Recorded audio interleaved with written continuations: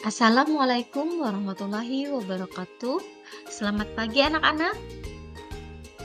Iya, bertemu lagi dengan saya Ridawati, guru bahasa Indonesia di SMA Negeri 1 Muara Uya.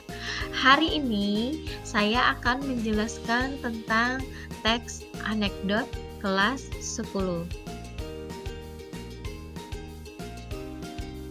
Selamat datang anak-anak. Sudah siap untuk belajar hari ini? Baik. Kita tetap semangat ya. Semangat pagi, pagi, pagi. Nah, di sini ada gambar karikatur. Apa yang terlintas di pikiran kalian tentang gambar ini? Masih bingung? Iya. Nanti jawabannya ada di penjelasan selanjutnya. Di sini ada dua tokoh murid laki-laki dan murid perempuan. Di sini ada soal uan. Kemudian si murid laki-laki berkata, "Bocor dong." Terus si murid perempuan, "Makanya belajar." Nah, dari gambar karikatur ini ternyata ada pesan yang ingin disampaikan. Apa coba? Kalau di pelajaran kita namanya makna tersirat. Tapi sebelumnya saya akan menjelaskan dulu tentang pengertian dan karakteristik teks anekdot, struktur teks anekdot, kaidah kebahasaan teks anekdot, pola pengembangan teks anekdot, dan langkah-langkah menyusun teks anekdot. Pengertian teks anekdot. Anekdot adalah sebuah cerita singkat dan lucu yang bertujuan memberikan suatu pelajaran tertentu. Teks anekdot ini biasanya melibatkan tokoh tertentu yang bersifat faktual dan terkenal. Anekdot tidak semata-mata menyajikan hal-hal yang lucu, guyonan, atau humor.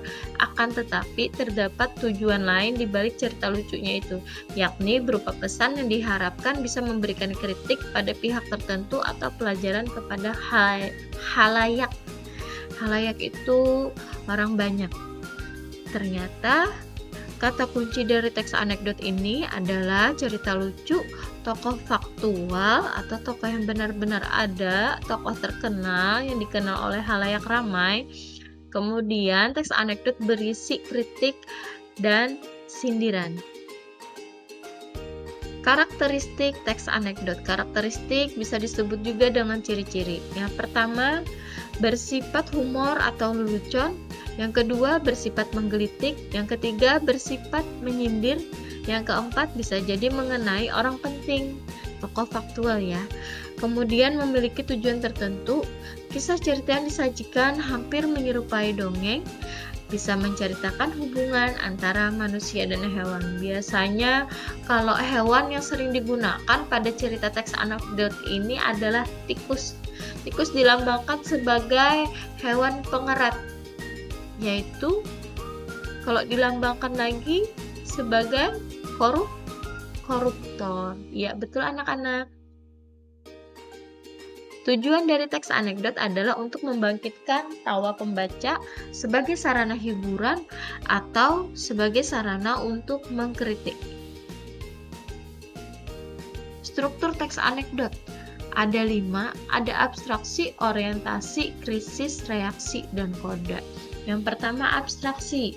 Abstraksi merupakan pendahuluan yang menyatakan latar belakang atau gambaran umum tentang isi suatu teks. Misalkan seperti ini, suatu ketika orang-orang di kota mengundang Nasruddin untuk menyampaikan khotbah di sebuah majelis. Nah, itu bisa disebut dengan abstraksi karena gambaran umum tentang isi teks anekdot.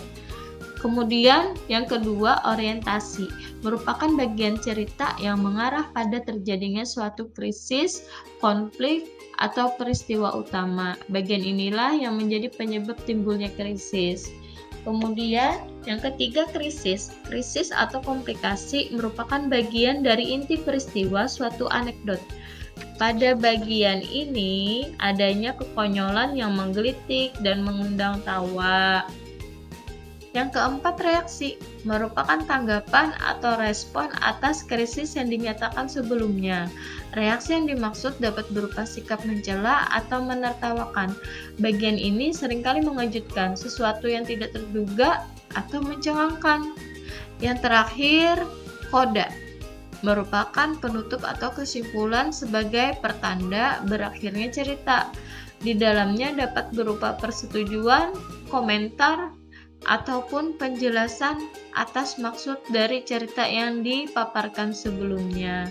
Bagian ini biasanya ditandai oleh kata-kata seperti itulah, akhirnya, demikianlah. Keberadaan koda bersifat opsional, bisa ada ataupun tidak ada. Kita lanjut lagi.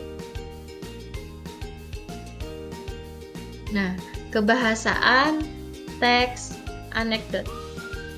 Kebahasaan teks anekdot ada berapa? Ada 9 ya. Di sini yang pertama menggunakan kalimat langsung. Kalimat langsung biasanya digunakan setelah petikan dari dialog para tokohnya. Sedangkan kalimat tak langsung merupakan bentuk penceritaan kembali dialog seorang tokoh. Yang kedua, menggunakan nama tokoh utama orang ketiga tunggal. Biasanya menggunakan nama tokoh siapa? Pak Tono, misalkan Bapak pejabat siapa namanya, itu menggunakan nama tokoh, bisa disamarkan. Kemudian lagi banyak menggunakan keterangan waktu seperti suatu ketika tiba di rumah, kemudian sesudah menyampaikan salam, setelah itu, selanjutnya, kemudian, akhirnya. Kita lanjut lagi. Menggunakan konjungsi penerang atau penjelas itu menggunakan kata bahwa. Menggunakan kata kerja material, yakni kata yang menunjukkan suatu aktivitas. Itu yang beraktivitas. Misalkan apa? Menyapu, menulis, mengundang. Selanjutnya lagi, menggunakan kata kerja mental. Nah, jangan sampai tertukar antara kata kerja material dan kata kerja mental. Kalau kata kerja material itu menunjukkan suatu aktivitas, sedangkan kata kerja mental menyatakan sesuatu yang dipikirkan atau dirasakan seorang tokoh. Kemudian lagi, banyak menggunakan konjungsi kronologis atau temporal, seperti akhirnya, selanjutnya, hampir sama ya dengan yang tadi. Kemudian tidak lama.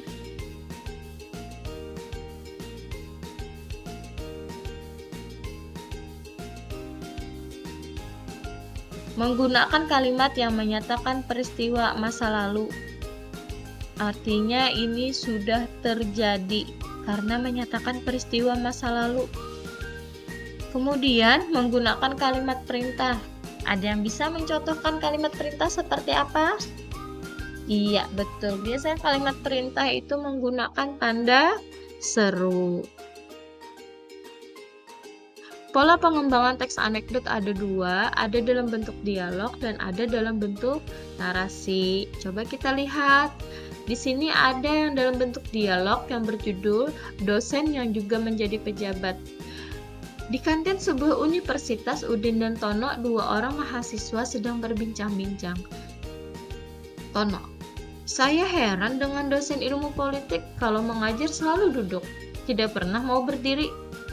Udin, begitu saja diperhatikan, Ton. Ya, Udin tahu sebabnya. Barangkali saja beliau capek atau kakinya tidak kuat berdiri. Bukan itu sebabnya, Din. Sebab dia juga seorang pejabat. Loh, apa hubungannya? Ya, kalau berdiri takut kursinya diduduki orang lain. Itu adalah contoh teks di teks anekdot dalam bentuk dialog. Kemudian ini ada teks anekdot dalam bentuk narasi yang berjudul Tiga Manusia dan Jin. Sebuah kapal berisi penumpang berbagai bangsa karam. Ada 3 orang yang selamat, masing-masing dari Prancis, Amerika, dan Indonesia. Mereka terapung-apung di tengah laut dengan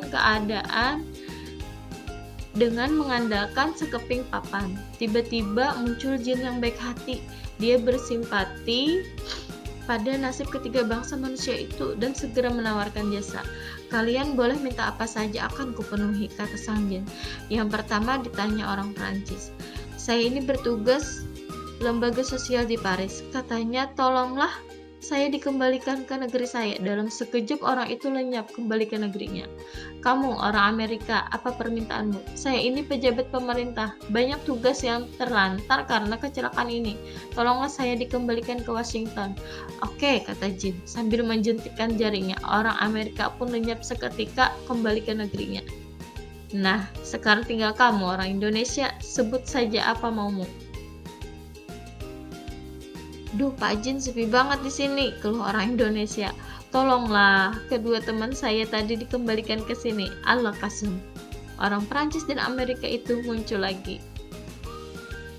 Nah, itu adalah contoh teks anekdot dalam bentuk narasi. Kemudian, langkah-langkah penyusunan anekdot.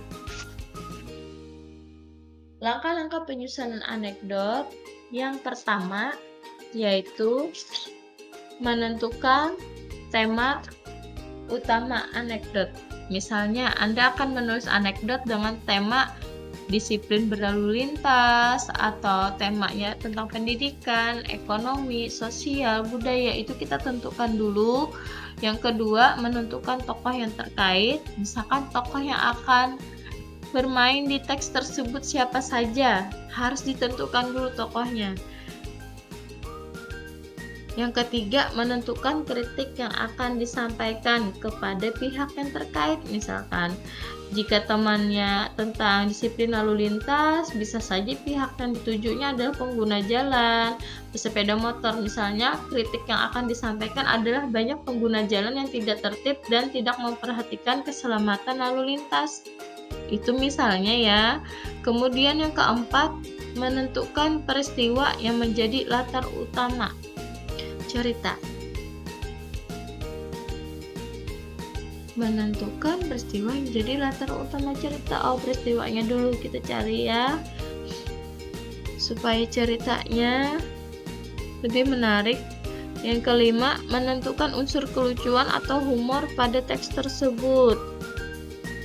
Nah, karena berhubungan dengan misalkan tadi temanya disiplin berlalu lintas, maka berhubungan dengan pengendara motor, Anda bisa menuliskan unsur humor yang berkaitan dengan pelanggaran aturan lalu lintas. Kemudian, memilih atau pilihlah pola pengembangan teks anekdot tersebut. Apakah akan dikembangkan secara narasi atau secara dialog. Yang ketujuh, membuat kerangka berdasarkan struktur teks anekdot. Agar lebih mudah dalam penulisannya, maka kita membuat kerangka berdasarkan struktur teks anekdot. Misalkan berdasarkan tema yang telah ditentukan sebelumnya, kita dapat membuat kerangkanya sesuai dengan struktur. Yang pertama tadi strukturnya masih ingat, ada abstraksi, ada orientasi, kemudian ada krisis, ada reaksi. Setelah itu yang terakhir ada koda. Dibuat dulu seperti itu. Kemudian lagi mengembangkan kerangka tersebut berdasarkan struktur teks yang telah dibuat. Nah, mengembangkan kerangka berdasarkan struktur teks yang telah dibuat, harus memperhatikan juga ya penggunaan tanda baca ketika menulis teks anekdot tersebut. Yang terakhir adalah melakukan penyuntingan. Melakukan penyuntingan itu bisa diperhatikan dari aspek isi, bahasa, dan ejaannya. Misalkan dari aspek isi, kejelasan topik, kelucuan, dan kekritisan. Kalau dari segi yang lain, misalkan dari bahasa, keefektifan kalimatnya atau ketepatan diksi atau pilihan kata, kemudian ejaannya, penggunaan tanda baca seperti tanda titik, tanda koma itu diperhatikan, kemudian penulisan huruf-huruf seperti huruf kecil, huruf kapital atau huruf miringnya harus diperhatikan juga. Sampai sini ada yang ingin ditanyakan anak-anak? Tidak ada ya. Nih, kalian bisa mencari materi tambahan, bisa kalian mencarinya di buku paket Bahasa Indonesia untuk kelas 10, kemudian belajar Bahasa Indonesia menggunakan buku-buku yang lain yang berkaitan dengan materi. Kemudian juga kalian bisa mencari referensi lain melalui internet. Manfaatkan internet ya. Iya, sampai sini. Terima kasih. Sampai jumpa di sesi belajar selanjutnya. Assalamualaikum warahmatullahi wabarakatuh.